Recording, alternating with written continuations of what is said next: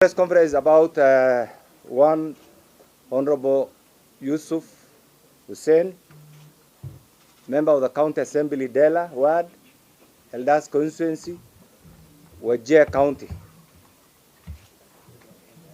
who has been missing, allegedly abducted since Friday evening to date.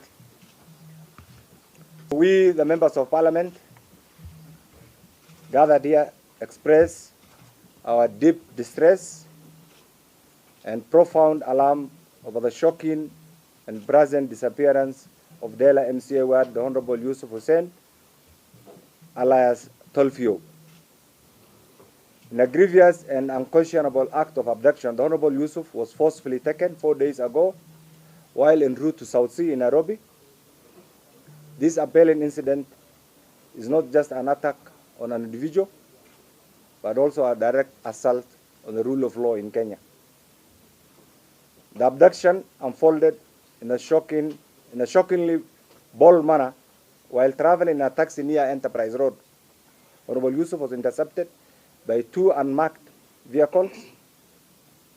The occupant forcefully kidnapped him, confiscated the taxi driver's telephone in order to stifle immediate communication. Fortunately, his mobile, which inadvertently fell inside the taxi during the scuffle, was later recovered by the taxi driver. Although unaware of the passenger's identity, the taxi driver acted with a commendable responsibility by promptly reporting the incident to Industrial Area Police Station. Kenya is a nation governed by laws. No one is above the law. Intimidation and violence have no place in our society. And finally, we urgently call upon the Office of the Inspector General and all the relevant government agencies to widen their scope of investigation and expedite the search for Honorable Yusuf, and by extension, prioritize his immediate recovery. Those responsible for this serious act must be swiftly apprehended and prosecuted to the fullest extent of the law. We will not rest until Honorable Yusuf is severely returned or produced before a court of law if there is any evidence. MCA, a leader who has been abducted for weeks, cannot be missing.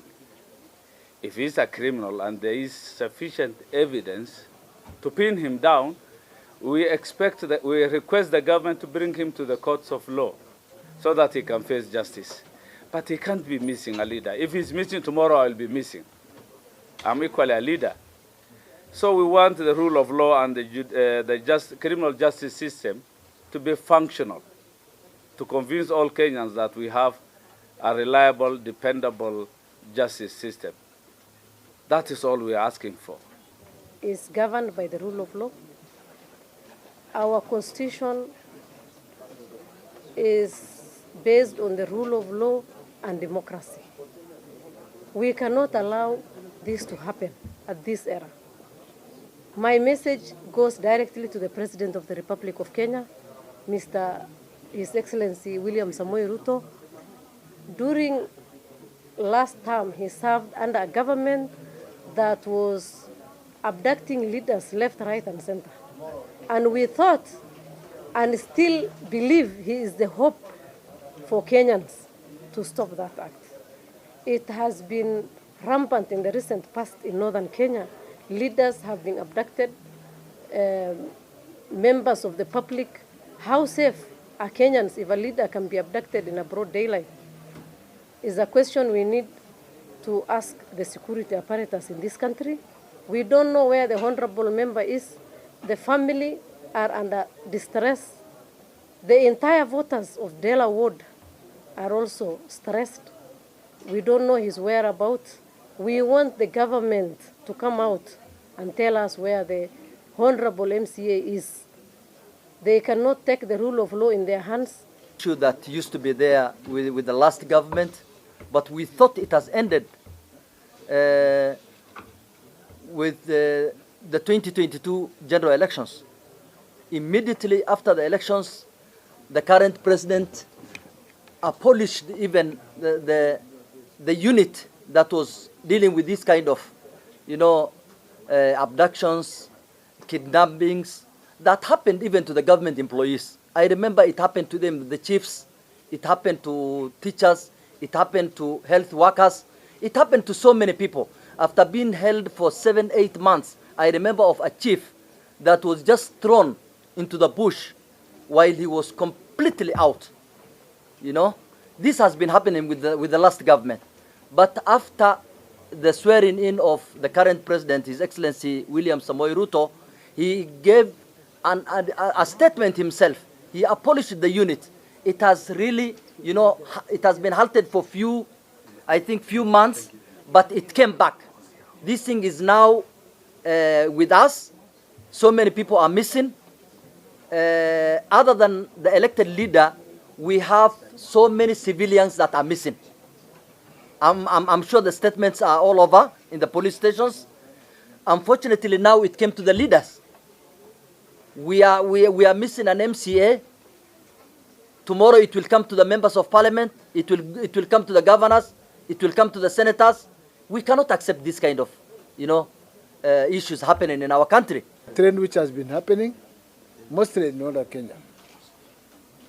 Not only for the member of county assembly. This is a leader who has been elected, and if there is anything, if a leader is not safe, then who else is safe in this country? One can wonder.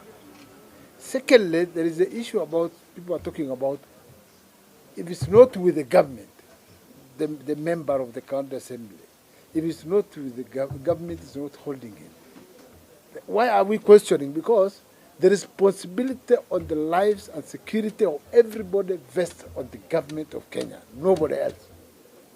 So we have no doubt, if this guy would have been abducted somewhere in Wajir, one may even doubt that this could be Al-Shabaab or anything like that. But in the heart of the country, Kenya, in Nairobi, you have no any other to blame, but it's the government now to produce this person, either take him to court. I have already from my Isiolo County, 3 of the young boys have been abducted and they are nowhere to be seen for the last 3 months. Appealing to the government to expedite the investigation into the whereabouts of this honorable member, a state officer, somebody who was elected, and the government ought to have given him ample security in the first case. Secondly, we are appealing, if this honorable member is in the hands of security agencies, then he should be produced in court immediately. We are not saying that those people who are suspected of having anything to do with breaking the law, we are not trying to protect anybody here. But we are saying if anybody is guilty of anything, or if anybody is suspected of anything, then they should be subjected to the due process of law. It has been anguish and it has been sorrow in the region for a long time now. When you find your relatives, your friends, your constituents disappear without trace. Recently in my constituency in Mandera South, one of our constituents, who is also a relative in a way, disappeared for the last 3 years. And we had to, we didn't know how to perform the closure for the family of that person. And we had to resort to religious, ruling on that. What happens if somebody has disappeared for 3 years? You don't know whether he's alive, you don't know whether he's dead. We had to perform some rituals to give closure to that family. And we don't want families from Northeastern or any part of this country to be subjected to this every now and then.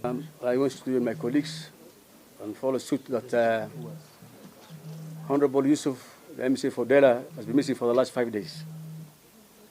Constitutionally, I think, if at all, somebody is being held by the security apparatus, is supposed to be produced in court within 24 hours. And therefore, we want to appeal to anybody, all the security apparatus, to produce Yusuf to court. If he's a criminal, the court will take his course. If I say again, if Honorable Yusuf is not being held by any of the security apparatus, then it is the responsibility of the government to seek and look for Yusuf, as every Kenyan has a right